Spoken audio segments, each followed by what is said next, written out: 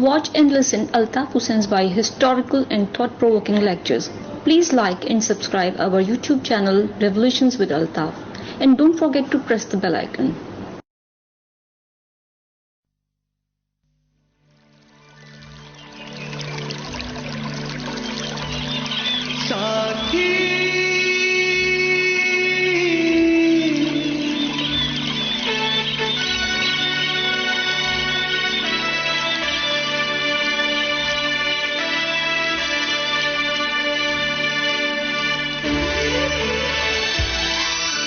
مظلوموں کا ساتھی ہے الطاف حسین، ساتھی مظلوموں کا ساتھی ہے الطاف حسین، جو ظلم سے ڈٹ کر لڑتا ہے، جو کہتا ہے وہ کرتا ہے، ہر مشکل سے جو ہنس ہنس کر ٹکرانے والا ہے، ٹکرانے والا ہے، ساتھی مظلوموں کا ساتھی ہے الطاف حسین۔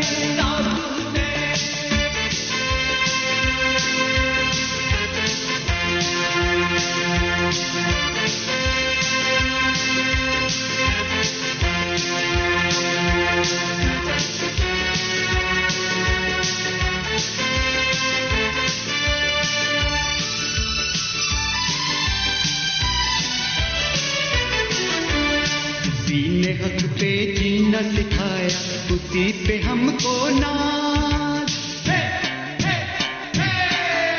اسی نے حق پہ جینا سکھایا، اسی پہ ہم کو ناز، گلی گلی اب گونج رہی ہے اس کی ہی آواز، سب سے بلند اور سب سے اونچی ہے جس کی پرواز، مظلوموں کا نعرہ ہے الطاف حسین، ساتھی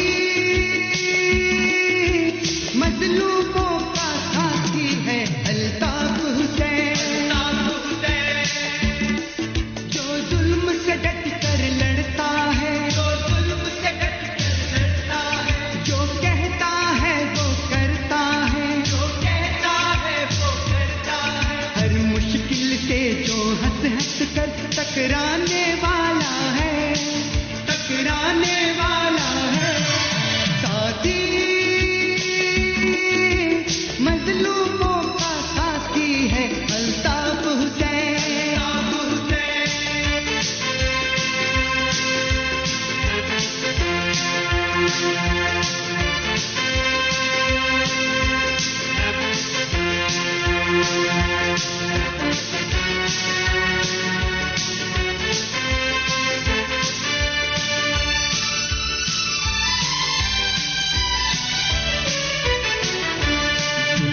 سر پہ چلنے والی وہ حق کی تلوار، ظلم کے سر پہ چلنے والی وہ حق کی تلوار، باطل کے طوفان کی راہ میں وہ اونچی دیوار، دیکھو حق کی عظمت کا ہے وہ روشن مینار، باطل سے ٹکراتا ہے الطاف حسین، ساتھی مظلوموں کا ساتھی ہے الطاف حسین، جو ظلم سے ڈٹ کر لڑتا ہے، جو کہتا ہے وہ کرتا ہے، ہر مشکل سے جو ہنس ہنس کر ٹکرانے والا ہے، ٹکرانے والا ہے، ساتھی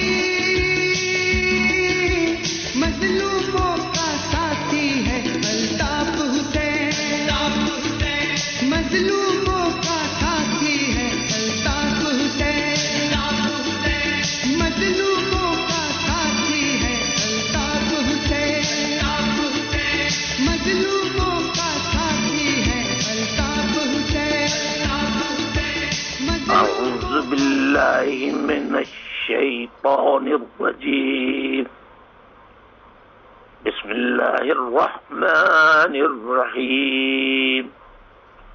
واجب الاحترام بزرگوں، میری ماؤں بہنوں، تمام شعبجات، پاکستان کے تمام مظلوموں، محروموں، جاگیرداروں، وڈیروں، خان سرداروں کے مظالم کے ہاتھوں چکی میں ظلم کی ان کے مظالم کی چکی میں پسنے والے، ان کے ظلم کی چکی میں پسنے والوں سب کو، پرٹیکولرلی یوتھ جو اسٹوڈنٹ ہیں، گرلز، بوائز، طلباء، طالبات، خصوصاً ان کی نالج کے لیے میں نے یہ سلسلہ شروع کیا ہے لیکچرز کا. Historical, philosophical and teaching, factual and factual teaching lectures for youth. Once again, historical, philosophical and factual teaching lectures for youth. اس وقت یہ لیکچر نمبر 7 ہے. اس کو ہم پارٹ 7 بھی کہہ سکتے ہیں، اور اردو میں لیکچر نمبر 7. جب میں یہ لیکچر ریکارڈ کروا رہا ہوں تو ایکچوئل ٹائم اور ڈیٹ بتانا ضروری سمجھتا ہوں. آج لندن وقت کے مطابق 10 مارچ 2017 ہے، جمعۃ المبارک کا دن، یعنی فرائیڈے. اور لندن وقت کے مطابق اس وقت رات کے 10:35 ہو رہے ہیں رات کے، جبکہ یہ لیکچر ریکارڈ ہونے کے بعد پھر ٹرانسفر ہوگا جو آئی ٹی کی ٹیم ہے ہماری ایکسپرٹس، وہ اس کو ترتیب دیں گے اور پھر تمام دنیا بھر میں ریلیز کرنے کے لیے اسے تیار کریں گے. بسا اوقات اس میں ارینجمنٹس میں صحیح طریقے سے اس کو ایڈٹ وغیرہ کر کے پراپر شکل میں لانے میں کبھی 1 گھنٹہ، کبھی 2 گھنٹے، کبھی 3 گھنٹے، کبھی اس سے زیادہ بھی لگ جاتے ہیں. تو رات کے وقت یہ لیکچر ریلیز کرنا بنانے کے بعد ہم مناسب نہیں سمجھتے، کیونکہ آلریڈی پاکستان میں 11 مارچ 2017 شروع ہو چکی ہے اور ہفتے کا دن وہاں سیٹرڈے کا دن شروع ہو چکا ہے. تو میں یہ بھی بتانا چاہتا ہوں کہ اگر یہ لیکچر ہماری آئی ٹی ٹیم نے صبح لندن وقت کے مطابق 11 مارچ کو صبح 9 بجے اگر نشر کیا، شاید اس کو ٹیلی کاسٹ کیا، ٹیلی وائس کیا، ٹرانسفر کیا، مختلف جو سیکشنز ہیں اس آئی فون کے، واٹس ایپ ہے، یوٹیوب ہے، فیس بک ہے وغیرہ وغیرہ، اور وائبر ہے، بھی بہت سے ہیں تو اس میں یہ ٹرانسفر کرتے ہیں. تو اگر 9 بجے انہوں نے صبح 11 مارچ کو ریلیز کیا تو وہاں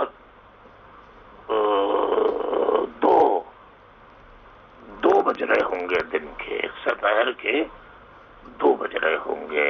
دوپہر کے اگر یہاں لندن وقت کے مطابق صبح 10 بجے نشر کیا تو پاکستان میں دوپہر کے 3 بج رہے ہوں گے. اور اگر 11 بجے لندن وقت کے مطابق ٹیلی کاسٹ کیا تو وہاں شام کے 4 بج رہے ہوں گے. معزز خواتین و حضرات، پرٹیکولرلی یوتھ، آپ اس کو لیکچر کو 11 مارچ 2017 میں ہی کاؤنٹ کیجئے، ساتویں لیکچر کو، لیکچر نمبر 7 اور پارٹ نمبر 7 جو historical, philosophical and factual teaching lectures کا سلسلہ جاری ہے. آج اس کا لیکچر نمبر 7 اور پارٹ 7 آپ کی خدمت میں پیش کیا جا رہا ہے. اس سے پہلے کہ میں اس کو بسم اللہ کہہ کر دوبارہ شروع کروں، یہ بتانا چاہتا ہوں کہ 2 سال قبل آج ہی کے دن یعنی 11 مارچ کو 2015 کو رینجرز نے بریگیڈیئر اور دیگر عملے، اعلی افسران و تقریباً جس طرح فوج کشی کی جاتی ہے 9-0 پر فوج کشی کی گئی، سینکڑوں فوجیوں کے اور پولیس والوں کے ساتھ چاروں طرف سے بلاک کر لیا اور وہاں سے گرفتاریاں بھی کی. اس میں بہت سارے ساتھیوں کو گرفتار کیا اور اس میں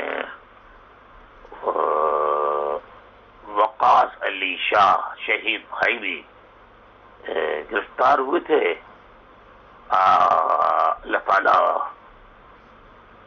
ان کی مغفرت فرمائے، لواحقین کو صبر جمیل عطا فرمائے، ان کا خون اور دیگر شہیدوں کا لہو اور خون اللہ تعالیٰ اپنی بارگاہ میں قبول فرما کر اس کو قبول کرے اور ان کی قربانیوں کے طفیل تمام مظلوم پاکستان کے جو ہیں وہ جو جاگیردار وڈیرے خان سرداروں کے ظلم کی چکی میں پس رہے ہیں، وہ خصوصاً مہاجر عوام، بلوچ عوام اور اب تو پختون عوام بھی نشانہ بن رہے ہیں. سندھ میں جو سندھی پڑھے لکھے مڈل کلاس کے لوگ اپنے حقوق کی تحریک خاموشی سے چلا رہے ہیں،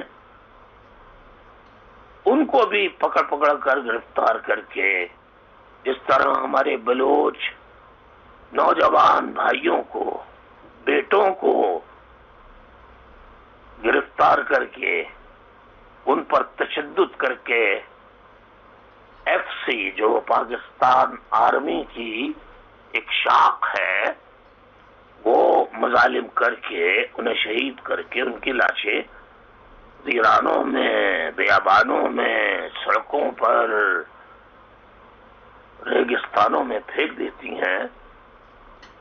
اسی طرح سندھ میں وہ لوگ جو اپنے حقوق کے حصول کی جد و جہد کا عزم کر رہے ہیں، باتیں کر رہے ہیں، ان کا سراغ لگا کے ان کو بھی تشدد کا نشانہ بنا کے رینجرز اور جو فوج کے جیسے ISI کے لوگ ہیں وہ فوج پولیس کے ساتھ مل کر انہیں گرفتار کر کے ان پہ تشدد کر کے انہیں جیل یا کسی عدالت میں پروڈیوس نہیں کرتے، بلکہ انہیں مار کر ان کی لاشیں پھینک دیتے ہیں۔ اور اب تو پختونوں کا جینا بھی پاکستان میں واقعتاً مشکل بنا دیا ہے، اور غریب پختونوں یا تو آئی ڈی پیز کی شکل میں موجود ہیں، آپریشن کرنے والے آپریشن کر کے وہ تو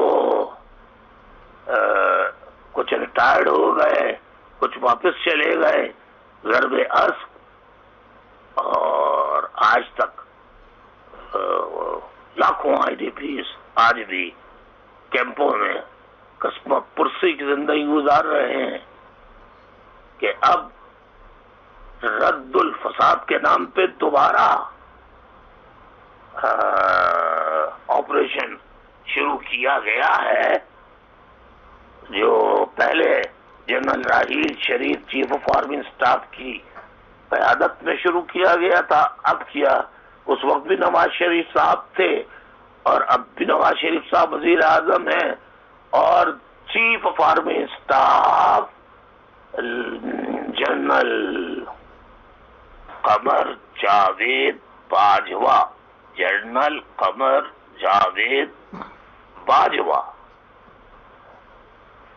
ان کی سربراہی میں رد الفساد کے نام سے آپریشن شروع کیا گیا ہے، جس کا مطلب دراصل ایم کیو ایم کو باقی باندھا، یعنی جو ٹکڑے کیے ہیں انہوں نے ضرب العصب میں، اس کا مقصد دراصل دکھانا کچھ اور تھا، کرنا کچھ اور تھا۔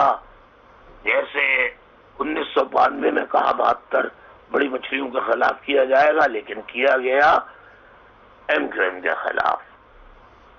اسی طریقے سے ضرب عصب کیا گیا، وہاں قبائلیوں پر قیامتیں ڈھائی گئیں، اپنے لوگوں کو سیف طریقے سے ایگزٹ دے کے باقی لوگوں کو گھروں سے نکال کے آئی ڈی پیز بنا کے کیمپوں میں بھیج دیا، خالی گھروں پہ بمباری کر کے انہیں بتایا کہ ہم نے اتنے کیمپ خالی کر دیے ہیں، اور اتنا شور کیا کہ جو اصل فسادی تھے، جو فوج اور آئی ایس آئی کے پے رول پر کام کر رہے ہیں اور ان کی پراکسیز کی حیثیت سے، تو ان کو تو انہوں نے اپنے سیف ہیون فراہم کر دیں، کچھ کو افغانستان میں کرائیں، اور باقی باندھا جو ہیں وہ جو اسکولوں پہ اور دیگر جگہوں پہ فوجی تنصیبات پہ حملے کر رہے تھے، مزارات پہ حملے کر رہے تھے، مساجد پر حملے کر رہے تھے، امام بارگاہوں اور دیگر مذاہب کی عبادت گاہوں پر حملے کر رہے تھے۔ جب انہیں معلوم ہوا کہ وہ شروع ہو رہا ہے تو وہ لوگ خود ہی وہاں سے فرار ہو گئے، اور خالی مکانات پر انہوں نے بمبارڈمنٹ کر کے دکھایا کہ اور فوج کشی کر کے کہ اتنے لوگ مارے گئے، اتنے لوگ مارے گئے، اتنے لوگ، لیکن کبھی مرنے والے دہشت گردوں کو دکھایا نہیں گیا۔ ہاں البتہ کچھ جگہوں پر جہاں ان کی مٹ بھیڑ ہو گئی، کچھ دہشت گردوں سے جو کہیں کہیں دور دراز چھپے ہوئے تھے، تو وہاں پر جو فوجی افسران اور سپاہی شہید ہوئے، تو ان کی ضرور ان کے نام اور نماز جنازہ وغیرہ ضرور پیش کی، مگر کسی دہشت گرد کی لاش آج تک نہیں دکھائی گئی۔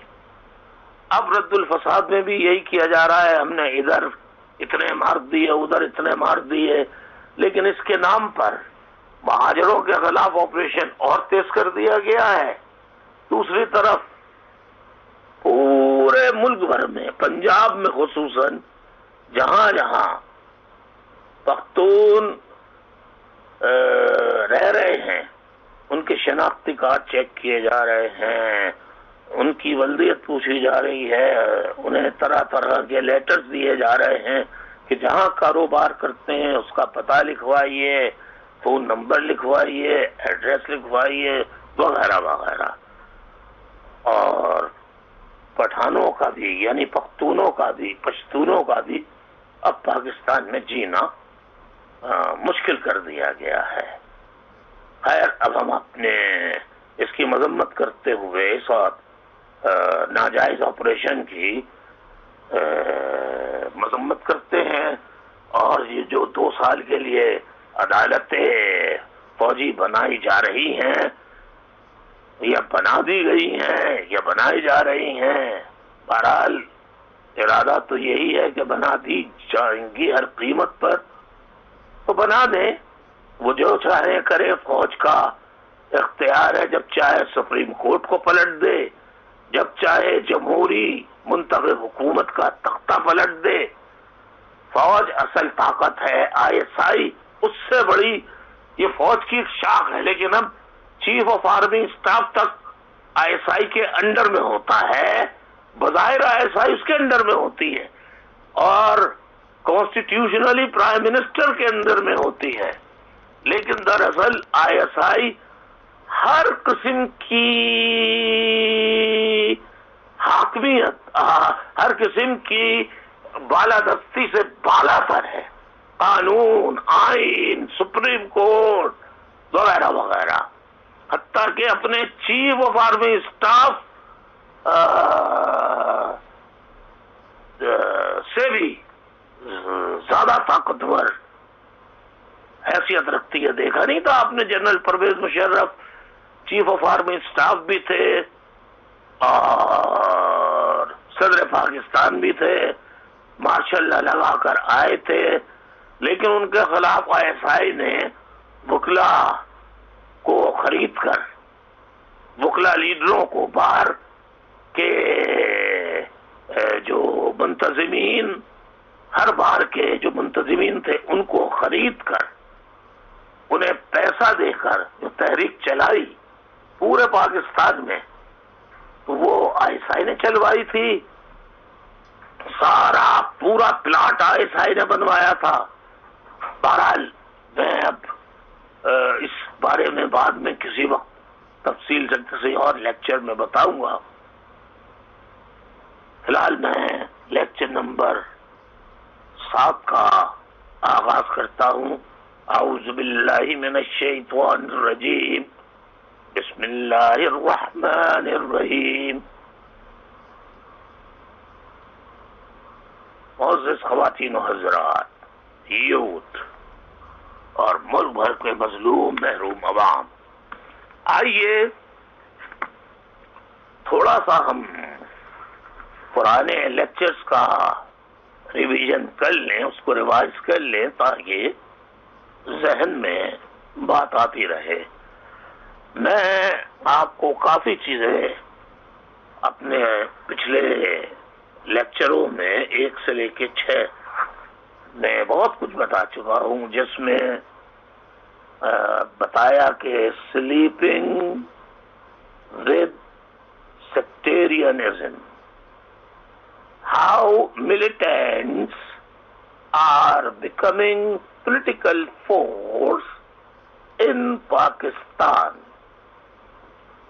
Let us see if any political party will appear to have clarity of thought and equal conviction in taking back political space back from these militants.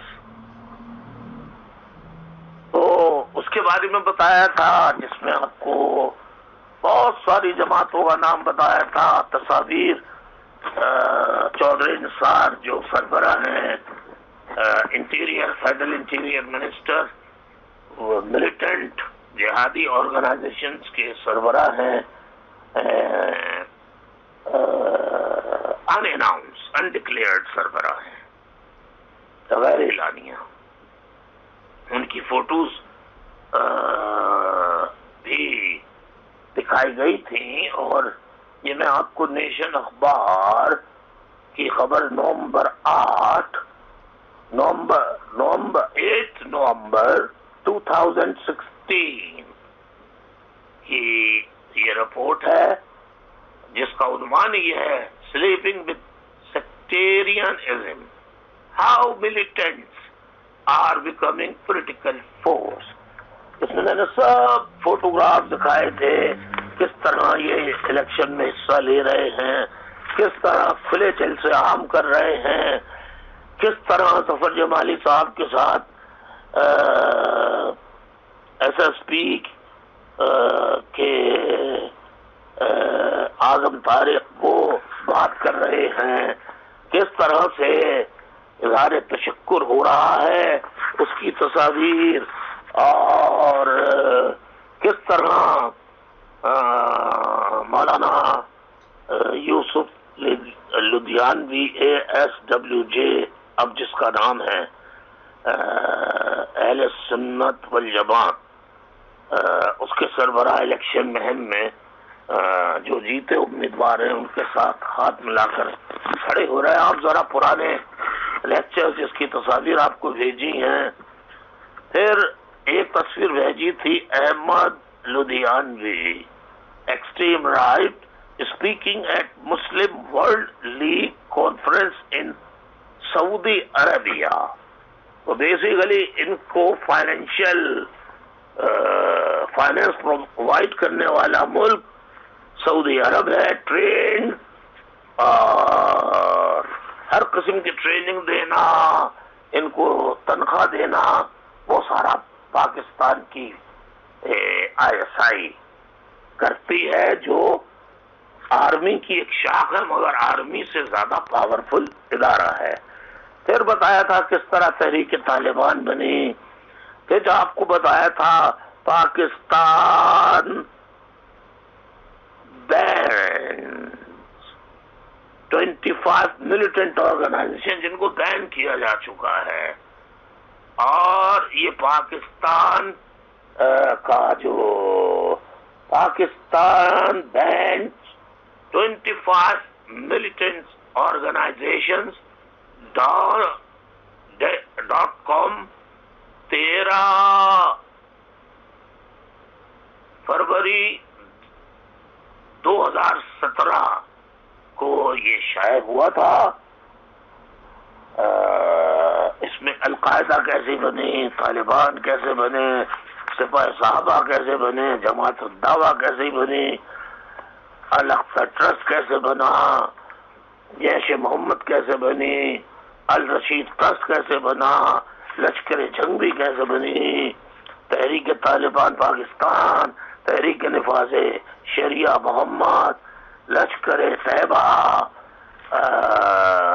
لشکر اسلام وغیرہ وغیرہ، یہ کس طرح خدام اسلام اور نہ جانے کون کون سی پارٹیاں جہادی آرگنائزیشنز بنی تھیں، وہ بتایا تھا۔ پھر آپ کو میں نے ایک برطانوی اخبار دا گارڈین کی رپورٹ بتائی تھی کہ fears Pakistan imposition after Sri Lanka cricket team attack, تو یہ شائع ہوا تھا گارڈین میں 13 فروری 2017 کو۔ After the attack West nuclear ally fears implosion, تو یہ کہ کیا کیا خطرات اب ویسٹ محسوس کر رہا ہے، اور ISI کس طرح سے ملیٹنٹ آرگنائزیشن کو سپورٹ کر رہی ہے، وہ بتایا تھا۔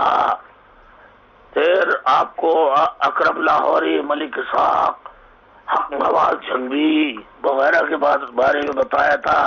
پھر آپ کو ایک بات بتائی تھی کہ چودھری نثار نے जनवरी 15 जनवरी यानी 15 जनवरी 2017 को 2017 को एक बयान जारी किया था जो don.com में शायद हुआ था, जिसमें अनअनाउंस अनडिक्लेयर्ड यानी उनका नाम डिक्लेयर्ड नहीं है, अनअनाउंस्ड है वो फेडरल इंटीरियर मिनिस्टर, जिन्होंने कहा था interior minister Chaudhary Shujaat Ali Khan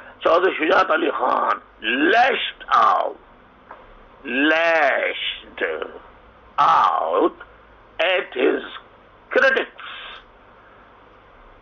on Saturday, saying it is unfair to link everything to Maulana Ahmad Ludhianvi, chief of proscribed Ahle Sunnat wal Jamaat. इनके फेवर में ये चौधरी निसार का बयान रिकॉर्डेड है। ये अगर गलत है तो वो डॉन अखबार को सू कर दे। फिर तहरीक तालिबान की जितनी तफसील थी जो मुमकिन आपको बता सकता था वो बता दी। फिर तहरीक तालिबान पंजाब, जिसका कहीं तस्करा नहीं होता था, उसके बारे में आपको बताई, जिसका जिक्र आज भी बड़े जोर और शोर से अखबारात तो करते हैं, लेकिन जिसका इनकार टेलीविजन पर टीवी टॉक शोज में, क्योंकि पंजाबी जो एलीट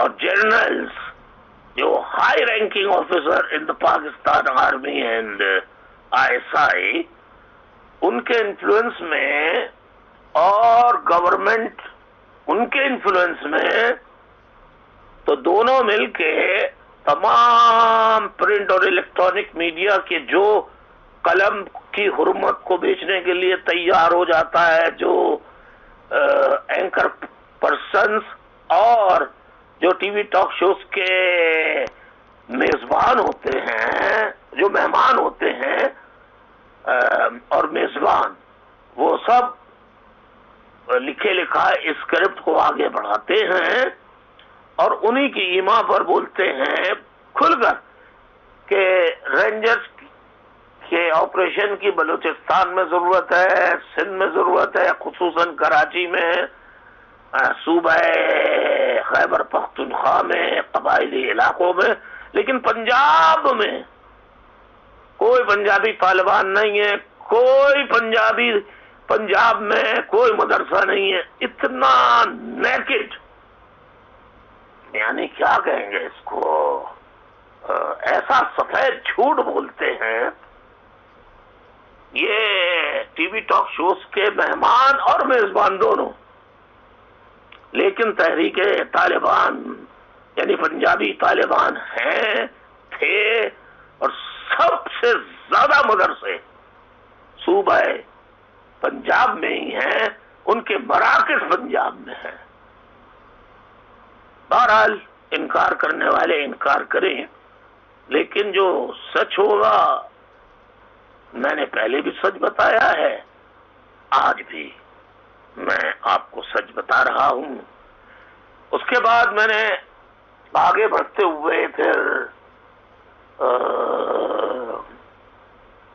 तहरीक पाकिस्तान के सिलसिले में शुरू किया था। फिर आपको मैंने 1930 में दिए गए अल्लामा इकबाल साहब का जो खुतबा इलाहाबाद है उसके बारे में बताया था। फिर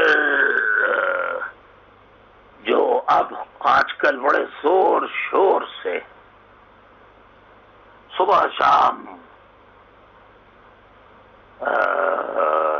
टीवी में एड्स आ रहे हैं, एडवर्टाइज दे रहे हैं, ISPR दे रही है, گورنمنٹ دے رہی ہے، وفاقی گورنمنٹ دے رہی ہے، صوبائی گورنمنٹ دے رہے ہیں 23 مارچ اور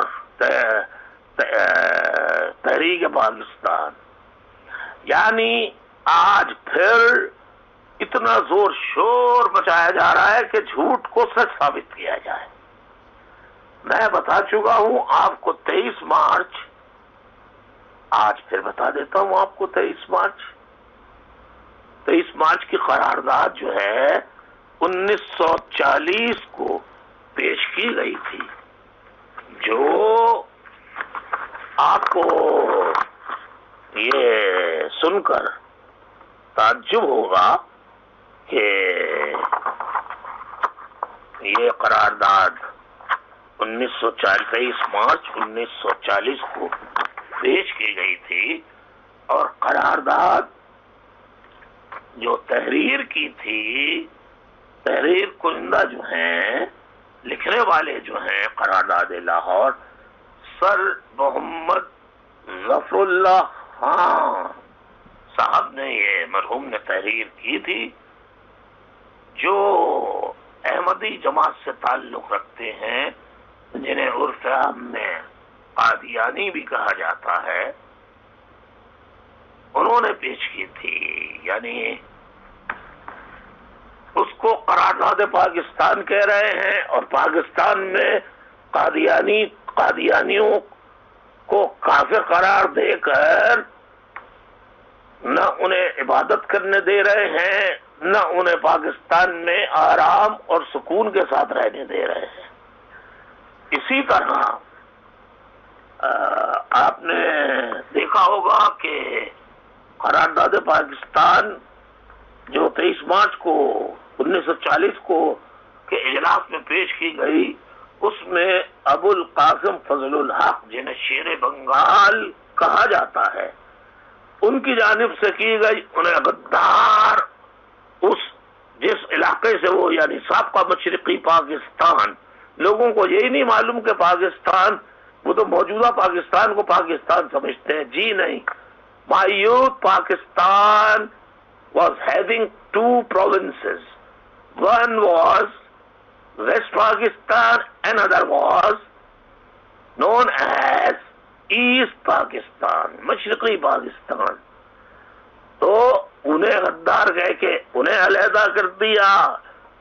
مہاجروں نے پاکستان کے لیے 20 لاکھ جانوں کا نذرانہ پیش کیا پاکستان بنانے کے لیے، اور ہمیشہ بڑھ چڑھ کر مسلم لیگ کا ساتھ دیا. اور سرگرم علاقے تو مسلم اقلیتی صوبوں کے علاقے تھے جو پاکستان میں شامل نہیں.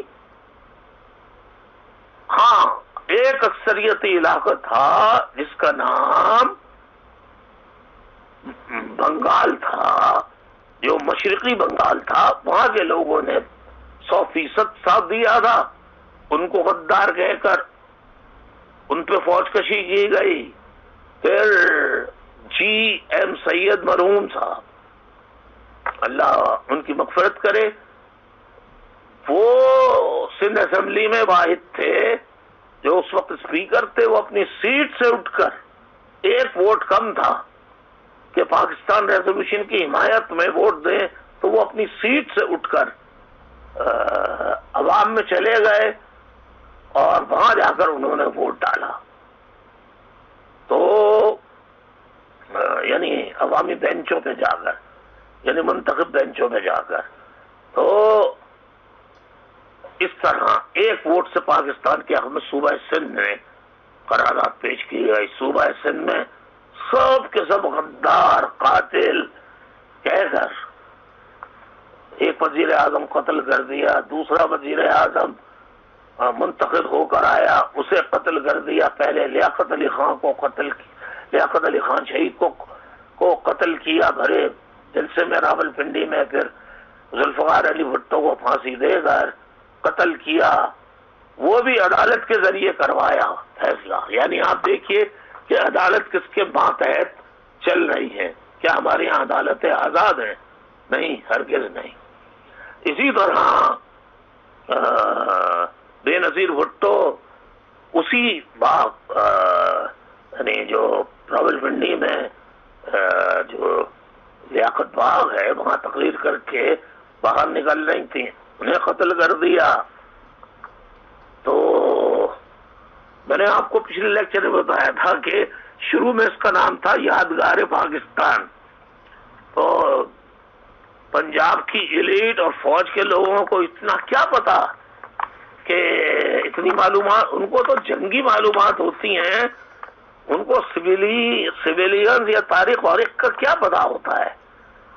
تو ان کو تو صرف لڑنا، بچنا، حملہ کرنا، قبضہ کرنا یہ سکھایا جاتا ہے. تو اس کا نام یادگار پاکستان رکھ دیا. پھر بتایا کسی نے یادگار تو جو مردہ ہوتا ہے اس کی جاتی ہے، بنائی جاتی ہے. تو پھر انہوں نے کہا ارے یہ تو معلوم ہی نہیں تھا ہمیں. تو نام بدل کے پھر مینار پاکستان رکھا گیا، جو آج بھی موجود ہے. میں آپ سب کو دعوت دیتا ہوں، خاص طور پہ پنجاب کے لوگوں، آپ کو دعوت دیتا ہوں خدا کے لیے، اللہ رسول کے واسطے. Youth, you spare one day to go to visit Minar Pakistan and please read the text of Pakistan resolution, which was presented on 23rd March 1940 at Minto Park, Lahore. یہ آپ جا کے خود دیکھ لیجئے. مجھے کہتے ہیں کہ میں رکھاتا ہوں اور پتہ نہیں کیا کیا میرے اوپر بہرحال الزام ہے. میں آپ کو تھوڑا سا بتا دیتا ہوں. پاکستان ریزولوشن میں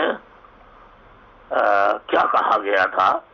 resolved that it is the considered views of this session of the All India Muslim League that no constitutional plan would be workable in this country acceptable to Muslims unless it is designed on the following basic principle, that geographically contiguous units are demarcated into region which shall be constituted with such territorial readjustments as may be necessary, that the area in which the Muslims are numerically in a majority, as in the northwestern and east zones of British India, should be grouped to constitute independent states. دیکھیے state مملکت، یہاں ہے مملکتیں. Status کا لفظ استعمال ہوا ہے، آپ پڑھ لیجئے گا. in which the constituent units should be autonomous and sovereign. تو یہی تو ہم کہہ رہے ہیں کہ چاروں صوبوں کو sovereign اور autonomous اسٹیٹس دے دو، اور فیڈریشن کی بالادستی، فوج کی بالادستی ختم کرو. صوبوں کو اپنی فوج بنانے کا اختیار دو، اپنی پولیس بنانے کا اختیار دو. آئی جی تک تو آج 70 برس ہو گئے پاکستان کو بنے ہوئے. کتنے برس ہو گئے ہیں؟ ہم ایک رفلی کہہ رہے ہیں کہ 70 سال کے لگ بھگ ہو گئے ہیں، اور ہم آج تک اسے قرارداد پاکستان کہہ رہے ہیں، جبکہ ایسا ہے ہی نہیں. ایمانداری سے تو بلوچستان کو انڈیپینڈنٹ آٹونومس ہونا چاہیے، سندھ کو انڈیپینڈنٹ آٹونومس ہونا چاہیے، بلوچستان کو ہونا چاہیے، پنجاب کو ہونا چاہیے، خیبر پختونخوا کو آٹونومس اینڈ ساورنٹ با اختیار ہونا چاہیے، خود مختار ہونا چاہیے. لیکن کیا ایسا ہے؟ نہیں ہے. یعنی اگر کوئی ماں سوائے پنجاب کے ہر صوبے میں وفاق اور فوج کا رول چلتا ہے، صوبہ سندھ میں جب چاہو فوج کشی کرا لو، صوبہ بلوچستان میں جاری ہے آج تک، غریب بلوچوں کا بیچاروں کی آبادی پہلے ہی کامیاب مار کر کہتے ہیں ہم ایک ایک بلوچ کو ختم کر دیں گے. اس طرح مت کرو، خدا زمین پہ مت بنو، اوپر اللہ ہے، اللہ دیکھ رہا ہے. تو اللہ سے ڈرو، اللہ کے انصاف سے ڈرو. اللہ کی لاٹھی پہ آواز ضرور ہے مگر پڑتی ہے تو پھر ٹکڑے ٹکڑے کرتی ہے، چاہے وہ انسان ہو یا زمین ہو. 23 اردو میں بھی پڑھ دیتا ہوں تاکہ آپ کو، جن کو انگریزی میں سمجھ میں نہیں آیا وہ اردو میں سمجھ لیں. 23 مارچ 1940 کو شیر بنگال مولوی فضل الحق نے قرارداد لاہور منٹو پارک میں پیش کی، جو اب انہوں نے یہ ایڈ کیا، مطلب یہ اضافی جملہ ہے جو پاکستان کے قیام کی بنیاد بنی. بعد ازاں یہ قرار دے کے لکھا، پھر لکھنے پہ مجبور ہوئے، بعد ازاں قرارداد لاہور قرارداد پاکستان کہلائی. اب آپ کو میں بتاتا ہوں قوما انورٹڈ قوما میں کہ وہ اصل قرارداد کا متن کیا تھا. اب آپ اس قرارداد پاکستان کو قرارداد بلوچستان بھی کہہ سکتے ہیں. اگر آپ کے پاس بلوچ عوام کے پاس پوری طاقت ہو فوج کی تو وہ اس کا نام، پورے پاکستان کا نام بدل کر بلوچستان بھی رکھ سکتے ہیں، وہ اس کا کوئی بھی نام رکھ سکتے ہیں. پختونوں کے پاس فوجی طاقت ہو، اکثریت ہو آبادی کی، تو وہ اس کا نام پورے کا پختونستان رکھ سکتے ہیں. اگر سندھ کی طاقت فوج کی اور آبادی کی اتنی ہو جتنی صوبہ پنجاب کی ہے اور فوج میں اتنی طاقت ہو تو وہ سندھستان رکھ سکتے ہیں یا سندھو دیش رکھ سکتے ہیں. اور اگر مہاجروں کے پاس فوجی طاقت ہو جنہوں نے ملک بنایا تھا، ویسے تو اس کا نام بنگالستان ہونا چاہیے تھا کیونکہ بنگالی 56% تھے اور 44% جو تھے وہ مغربی یعنی موجودہ پاکستان میں آبادی کی تعداد 44% تھی. 56 were Bengalis. The population of East Pakistan was 56%. یہ چیزیں نہیں پڑھائی جا رہی ہیں کتابوں میں. کوئی چیپٹر ہے پاکستان کے کورس میں؟ پاکستان کیوں ٹوٹا، کیسے ٹوٹا؟ My youth, have you read it? اور اگر نہیں آپ نے پڑھا تو آپ فکر نہ کیجئے، دعا کیجئے آپ کے الطاف بھائی کو اللہ زندگی دے. جب تک میں زندہ ہوں آپ کو پڑھاتا رہوں گا اپنی جو میری معلومات ہیں، مگر مجھے تصدیق کرنی پڑتی ہے. میں نے آج تک کوئی ایسی بات کہی نہیں جو سچ نہ ہو. میں مثال کے طور پہ میں آپ سے پوچھتا ہوں، آپ لوگ لیکچر سن رہے ہیں، ٹی وی میں کیا آپ کو پڑھایا جاتا ہے؟ کتابوں میں کیا پڑھایا جاتا ہے؟ ترانوں میں کیا گایا جاتا ہے؟ پاکستان کا مطلب کیا؟ لا الہ الا اللہ۔ میں آپ کو تاریخی حقائق بتا رہا ہوں، پورے پاکستان کی موومنٹ میں یہ نعرہ، اس نعرے کا وجود سرے سے تھا ہی نہیں۔ اگر کوئی پاکستان کی تحریک میں حصہ لینے والا آپ کے قریب زندہ ہو، حیات رکھتا ہو اور اس کی میموری کام کر رہی ہو تو اس سے جا کے آپ تصدیق کر سکتے ہیں، ورنہ دنیا کی لائبریریز ہیں، آپ اپنے رشتہ دار جو امریکہ اور برطانیہ میں رہتے ہیں ان سے پوچھ لیجئے کہ وہ تاریخ بتا دیں آپ کو، اگر میں غلط بتا رہا ہوں تو۔ آئیے اب میں اصل متن پھر دوبارہ پڑھ دیتا ہوں۔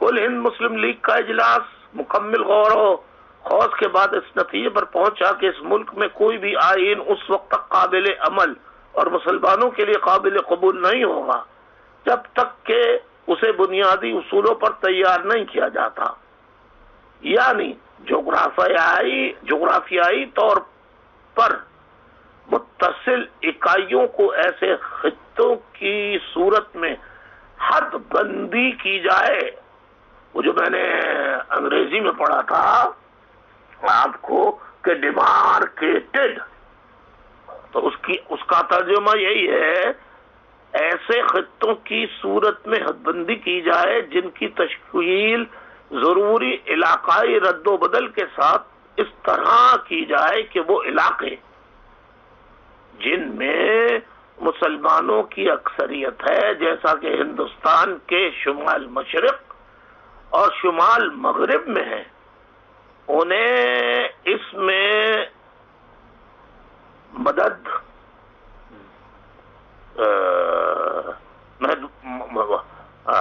اس میں محدود ان کو حق دیا جائے تاکہ وہ آزاد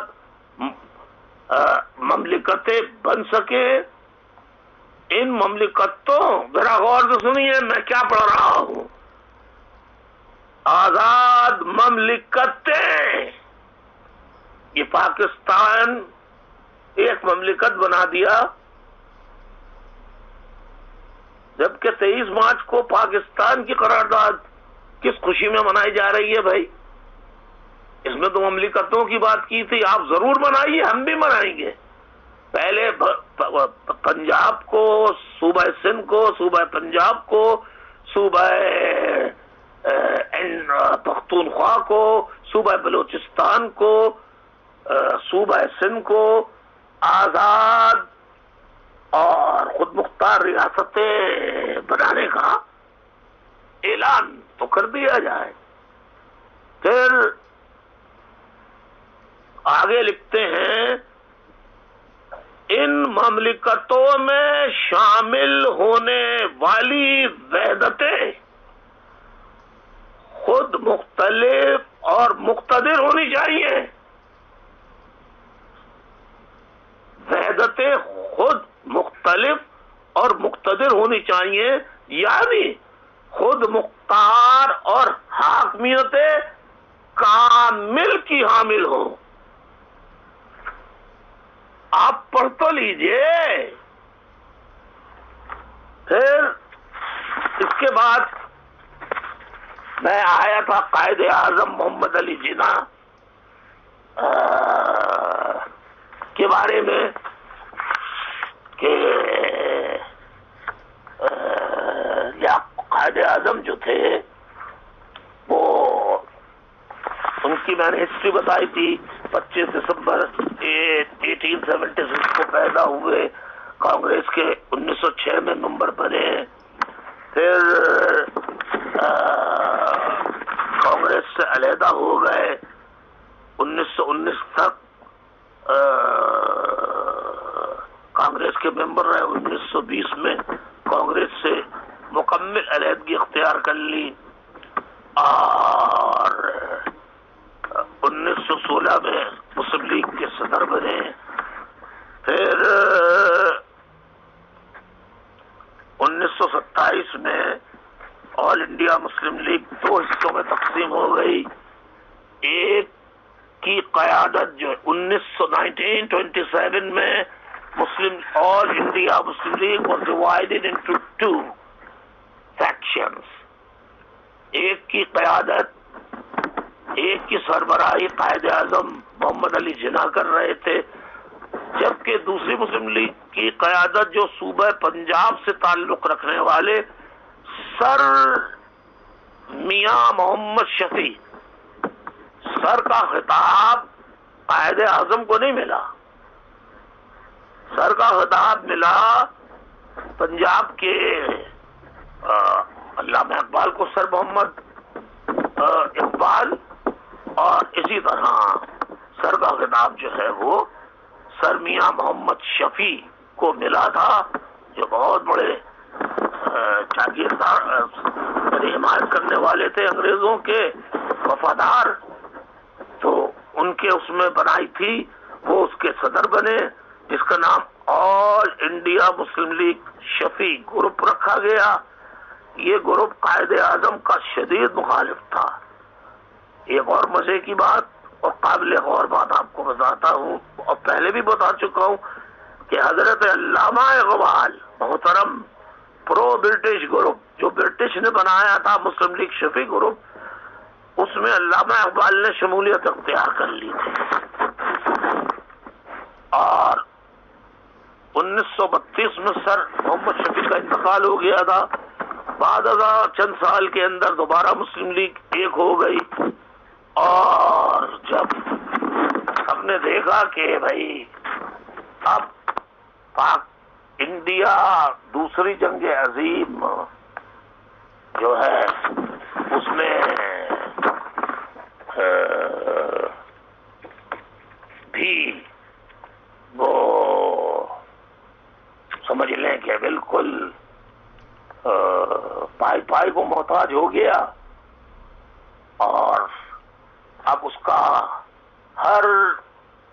یعنی اتنی بڑی اس نے زمین پر قبضہ کر لیا تھا کہ اس کی سلطنت میں سورج نکلتا تھا، اور اسی کی سلطنت میں جہاں قابض علاقے تھے انہی کی سلطنت میں آ گئے تھے، وہیں سورج غروب بھی ہوتا تھا. بہرحال پھر قائد اعظم ناراض ہو کر لندن چلے گئے. پھر جب دیکھ لیا کہ اب انگریز نے بر صغیر کی تقسیم کی ٹھان لی ہے، تو پنجاب کے لوگ دھڑا دھڑ یونینسٹ پارٹی جو انگریزوں نے بنائی تھی، اس کا نام تھا یونینسٹ پارٹی، یہ انگریزوں نے بنائی تھی. تو پورا پنجاب اس کا ممبر تھا، جو موجودہ پنجاب ہے سارے لوگ اس میں شامل تھے. اور یہ جتنے آج پاکستان کے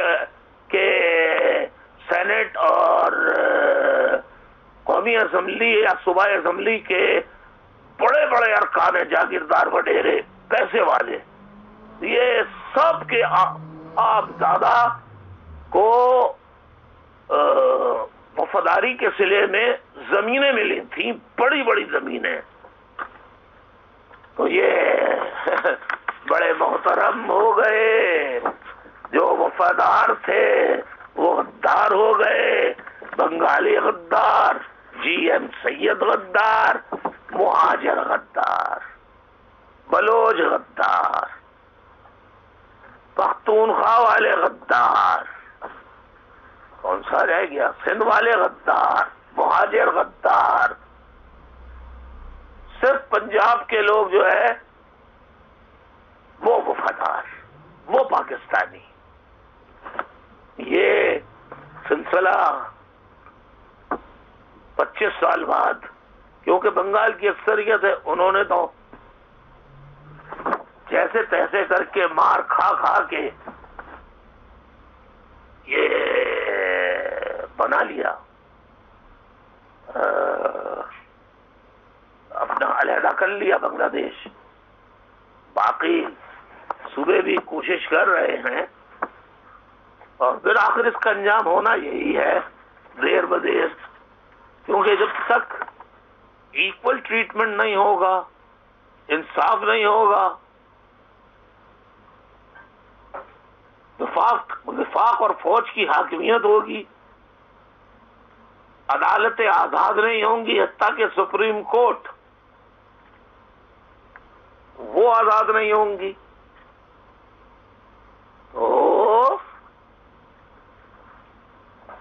تو اور جب وہ حقوق کی بات کریں گی تو حقوق دینے کے بجائے انہیں لاشیں دی جائیں گی, تشدد کر کے مارا جائے گا, آنکھیں نکالی جائیں گی, ان کی جسم کی کھال اتاری جائے گی, کرنٹ لگائے جائیں گے, سگریٹوں سے داغا جائے گا. گرفتار شدگان کو کرنے والی فوج ہے, رینجرز ہے, ایف سی فرنٹیئر کانسٹیبلری وہ بھی فوج ہے. پھر بہرحال آپ کو یہ بتا دوں کہ ناراض ہو کر وہ چلے گئے لندن. ہمارا قیادت جب دیکھا کہ انگریز اب ڈویژن کرے گا تو سارے یونینسٹ پارٹی والے جمع ہو گئے. صرف آپ کو ذرا سا یہ بتانا چاہتا ہوں, یہ ایک فیگر بتاتا ہوں آپ کو. جو کہتے ہیں نا پاکستان کے مالک بنے ہوئے ہیں, پاکستان زندہ باد زندہ باد. ذرا اصلیت دیکھیے, ذرا سا دیکھیے. 2 الیکشن ہوئے تقسیم ہند, برصغیر کی تقسیم سے پہلے, یعنی انڈیا کی تقسیم سے پہلے 2 حصے تھے. اب آپ خود انصاف کیجئے گا, کل نشستیں جو تھیں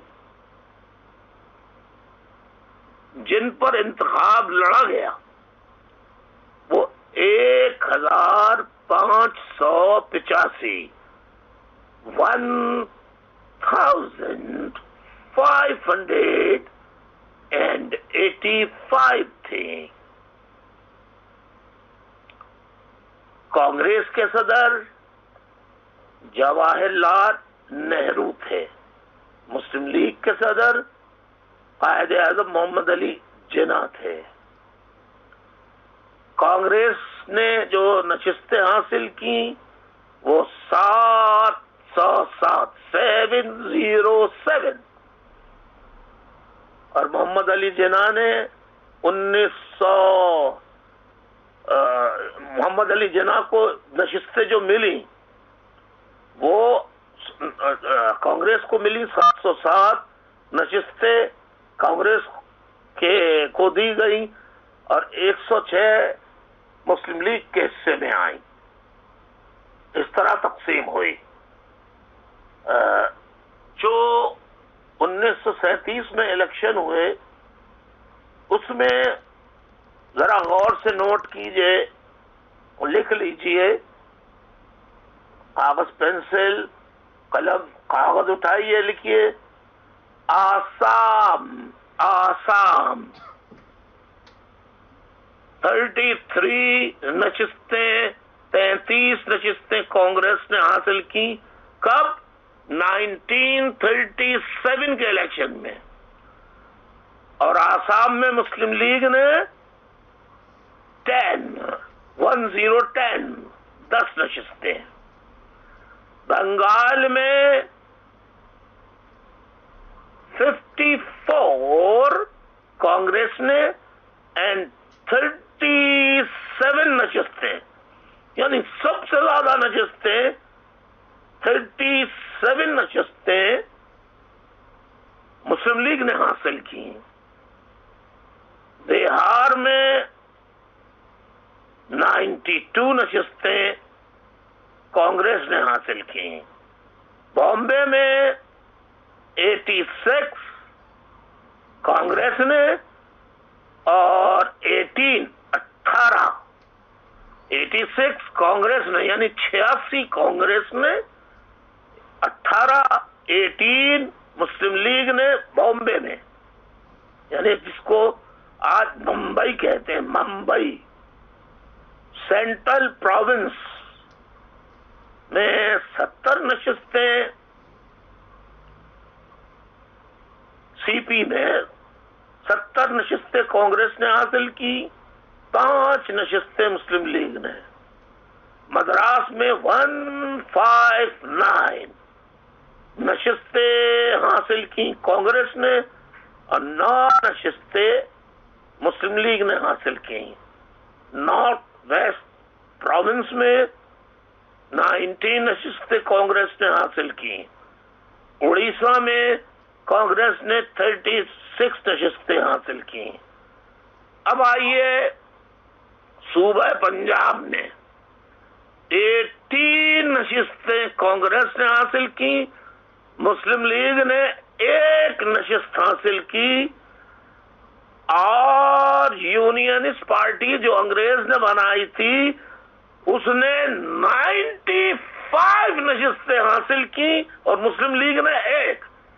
और आज मालिक व मुख्तार, पंजाब की एलीट और फौज के जर्नैलों ने पाकिस्तान को पाकिस्तान के बजाय पंजाबिस्तान बना डाला है। उनका रिजल्ट जरा देखिए कि मुस्लिम लीग को 1937 में 1 नशिस्त पंजाब से मिली थी सूबा, और 95 नशिस्तें यूनियनिस्ट पार्टी को मिली थी। यूनाइटेड प्रोविंस को 133 और 26 नशिस्तें मुस्लिम लीग को मिली थी। अब जब मालूम हुआ कि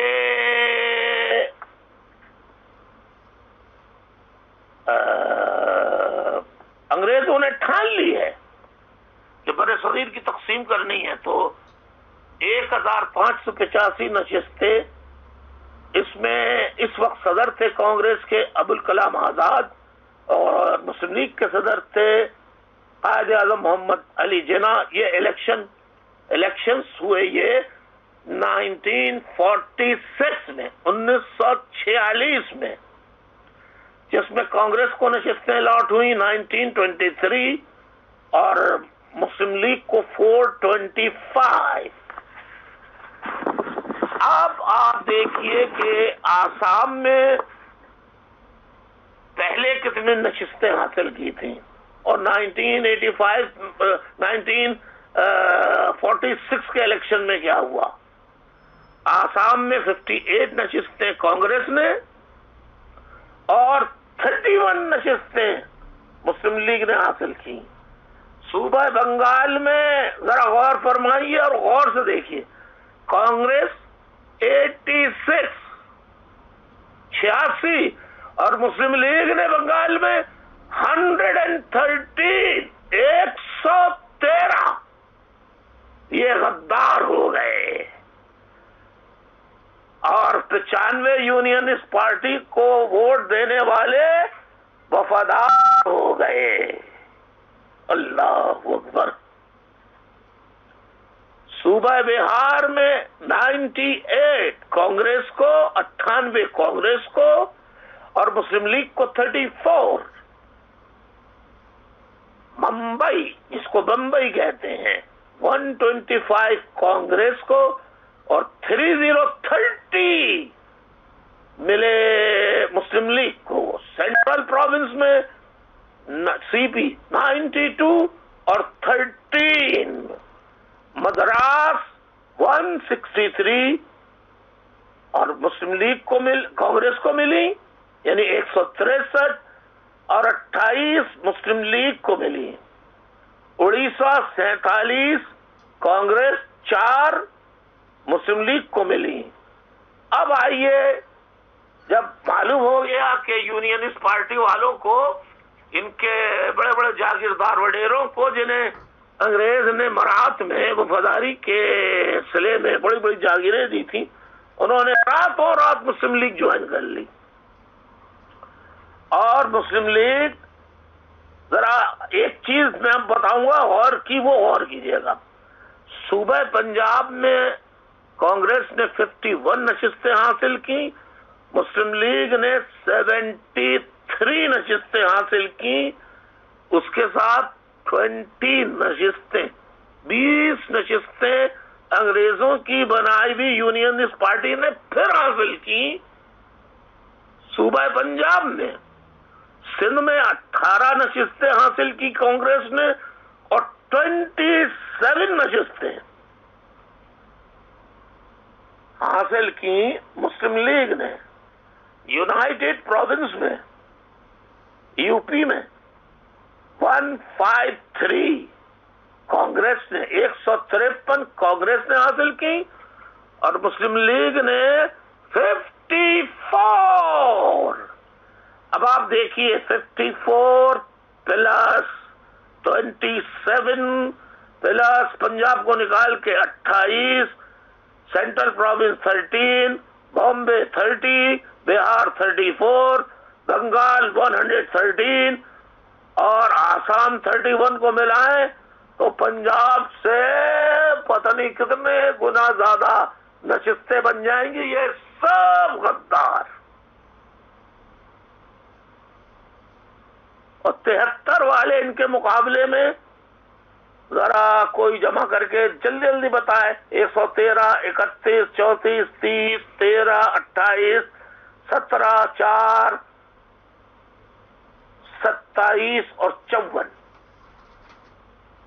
جلدی کرو، جلدی جلدی جلدی ساتھیوں، جلدی جلدی کم کیلکولیٹر پر کرو. 31، 113، 34، 30، 13، 28، 17، 4، 27، 54. 351 غدار. 73 پاکستان کے مالک بن گئے. کیا عجب ڈویژن ہوا ہے.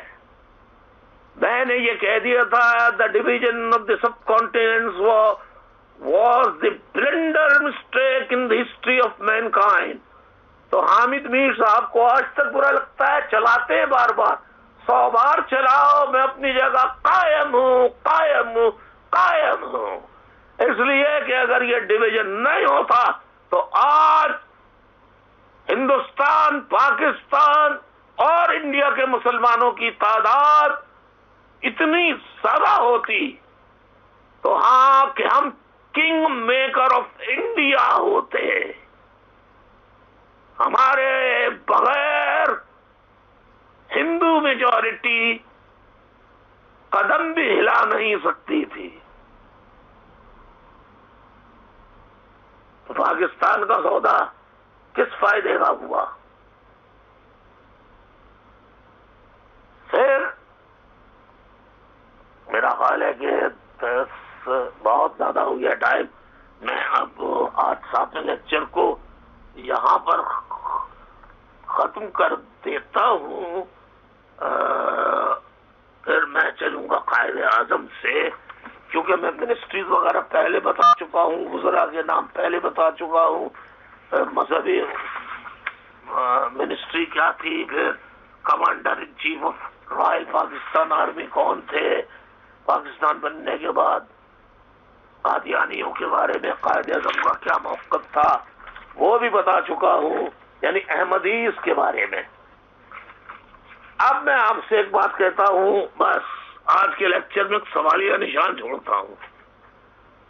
قائد اعظم نے، بس میں اجازت چاہ رہا ہوں، یہ سن لیجئے، قائد اعظم کا میں نے ثابت کیا تھا، نکاح نامہ ان کا نشر کیا تھا، خوجہ شیعہ اسنا عشری جماعت کا سرٹیفکیٹ پیش کیا تھا، ان کے پاسپورٹ کی کاپی میں نے پیش کی تھی اور ان کا نکاح نامہ اس کا عکس پیش کیا تھا قائد اعظم کے نکاح نامہ کا. پھر ان کی بتائی تھی رکھتی جنا سے شادی ہوئی، پھر ان کا بتایا تھا کہ انتقال کے بعد، رحلت کے بعد ان کی 2 نماز جنازہ ہوئی، ایک شیعہ عالم نے پڑھائی، ایک مولانا شبیر احمد عثمانی رحمت اللہ علیہ نے پڑھائی. اور پہلی جو پریس کانفرنس پہلی جو presidential address to the Constituent Assembly of Pakistan on August 11, 1947. اس کی پوری میں نے آپ کو پورا متن پڑھ کے سنایا تھا. آخری پیراگراف پڑھ کے بتا دیتا ہوں. You are free. You are free to go to your temples. You are free to go to your mosques or to any other places of worship in this state of Pakistan. اب یہاں پر status نہیں لکھا، state of Pakistan لکھا. You may belong to any religion or caste or creed. That یعنی کیا religion کیا ہے آپ کا، کاسٹ کیا ہے، کریڈ کیا ہے. That has nothing to do with the business of the state.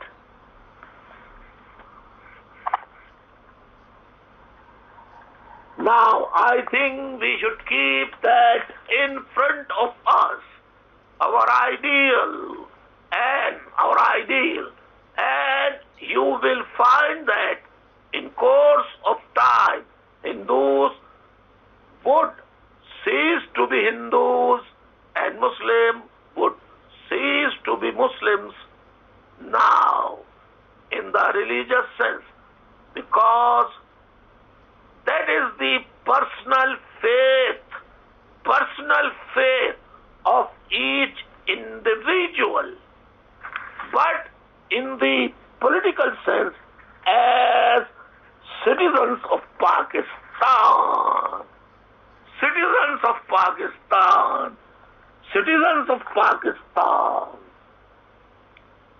آج پاکستان میں کیا ہو رہا ہے؟ تو آج میں ایک بات عجیب و غریب کہنے والا ہوں. جب قائد اعظم کا انتقال ہوا تھا 1948 میں، تو ان کی میت کو حاجی کلو نے غسل دیا تھا، جو خود بھی شیعہ خوجہ شیعہ اثنا عشری شیعہ تھے. قائد اعظم کی 2 بار نماز جنازہ پڑھائی گئی. پہلی نماز جنازہ ان کے گھر پر شیعہ عالم دین مولانا انیس الحسنین مرحوم نے شیعہ عقیدے کے مطابق پڑھائی، جبکہ دوسری نماز جنازہ علامہ شبیر احمد عثمانی رحمت اللہ علیہ نے پڑھائی. محض شیعہ ہونے کی بنیاد پر پاکستانی شہریوں کو قتل کرنا میں نے اس میں ایڈ کیا ہے. یعنی شیعہ کافر، یہ ISI کی بنائی بھی جو مذہبی جہادی آرگنائزیشنز ہیں، وہ تسبیح پڑھواتے ہیں. جیسے ہم کہتے ہیں نا اللہ اکبر اللہ اکبر اللہ اکبر اللہ اکبر، سبحان اللہ سبحان اللہ سبحان اللہ سبحان اللہ، الحمدللہ الحمدللہ الحمدللہ الحمدللہ، اللہ اکبر اللہ اکبر اللہ اکبر اللہ اکبر، یا کوئی اور خدا کا نام لیتے ہیں تسبیح پڑھتے ہوئے. تو باقاعدہ سپاہ صحابہ لشکر جنگی کے مدرسوں میں کیا پڑھایا جاتا تھا؟ شاگردوں کو شیعہ کافر جو نہ مانے وہ بھی کافر، شیعہ کافر جو نہ مانے وہ بھی کافر. تو یہ جو بھی کہتا ہے وہ پاکستان کے بانی قائد اعظم کے مسلک کو قتل کرتا ہے. قائد اعظم کے مسلک کو قتل کرنا، قائد اعظم کو قتل کرنے کے مترادف ہے. قائد اعظم کو قتل کرنا پاکستان کو قتل کرنے کے مترادف ہے. اب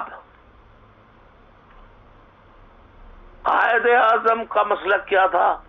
خوجہ اثنا شری، father of a nation. Who is father of a nation? Quaid Azam محمد علی جناح کو فادر آف اے نیشن کہتے ہیں، قوم کا باپ.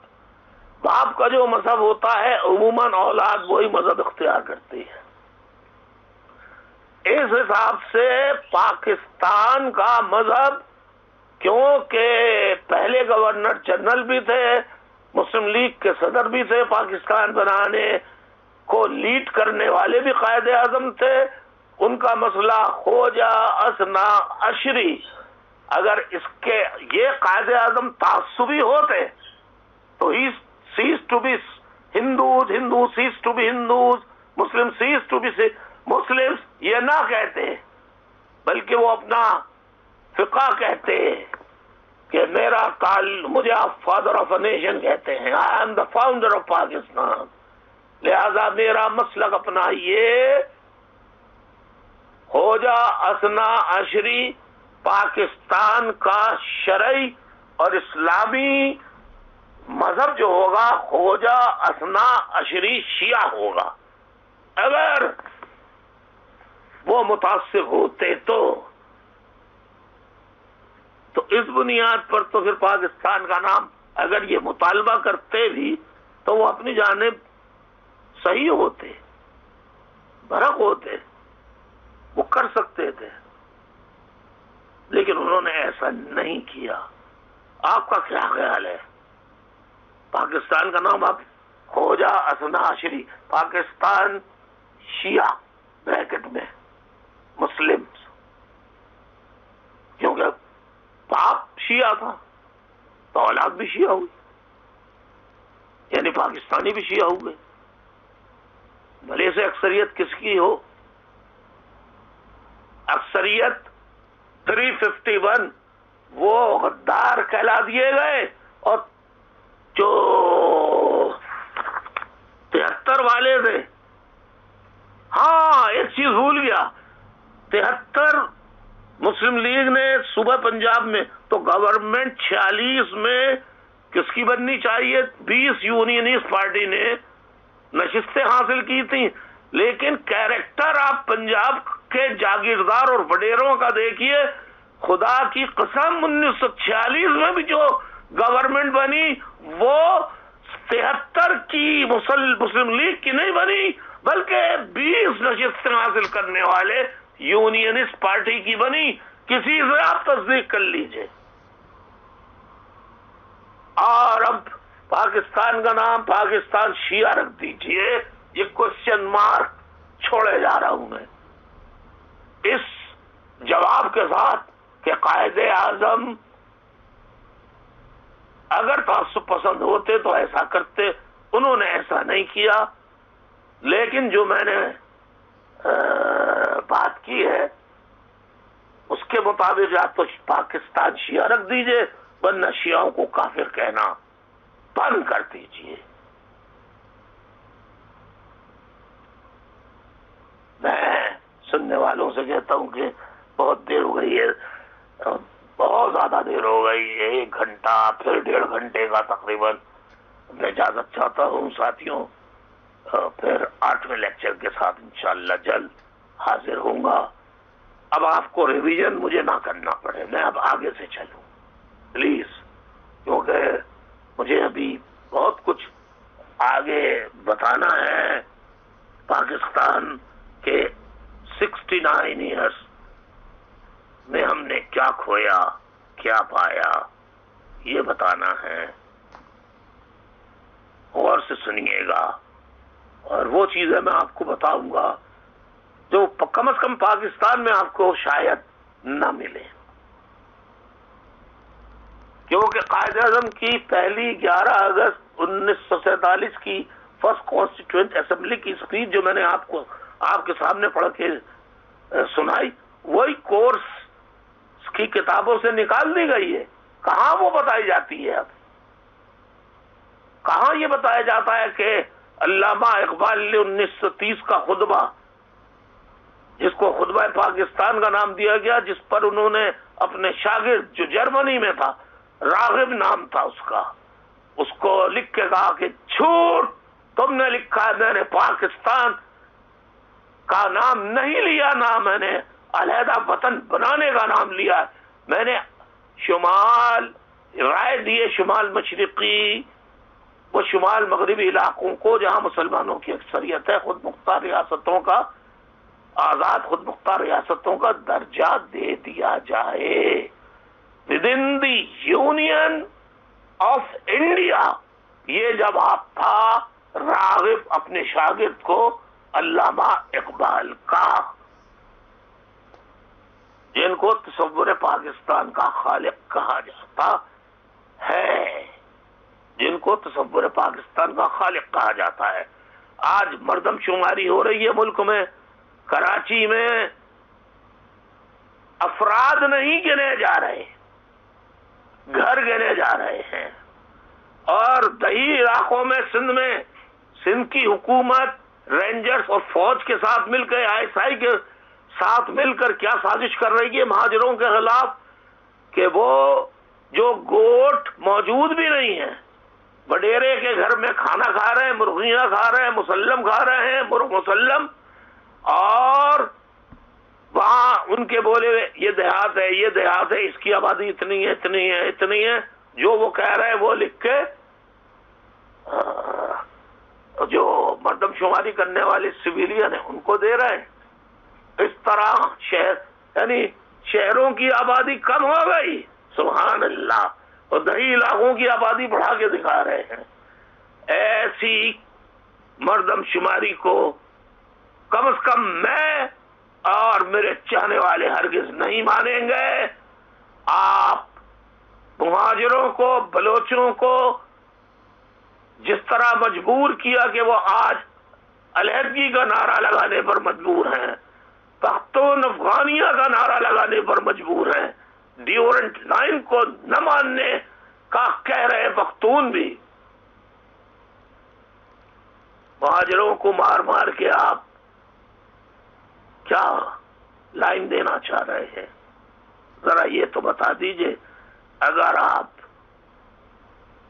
کراچی کو، سندھ کو آزاد کر کے کراچی کو، جو 1995 میں نے ایک سازش بیان کی تھی گریٹر پنجاب کی، گریٹر پنجاب، عظیم تر پنجاب، جس میں میں نے بتایا تھا کہ یہ سازش تیار ہو چکی ہے پاکستان کے ٹکڑے ٹکڑے کرنے کی، اور پنجاب نے امریکہ ویسے کراچی کو مانگا ہے کہ بس ہمیں کراچی دے دو۔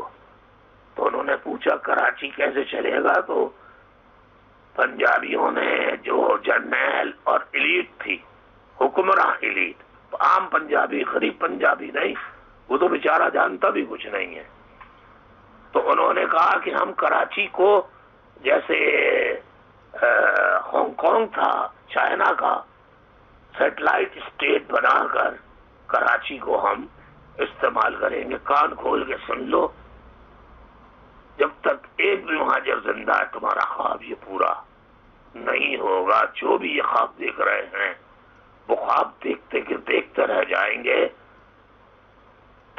سیٹلائٹ اسٹیٹ تو نہیں بنے گا، شاید اللہ کچھ اور بنا دے۔ اجازت چاہتا ہوں، 8ویں لیکچر کے لیے تیار رہیے۔ اللہ حافظ۔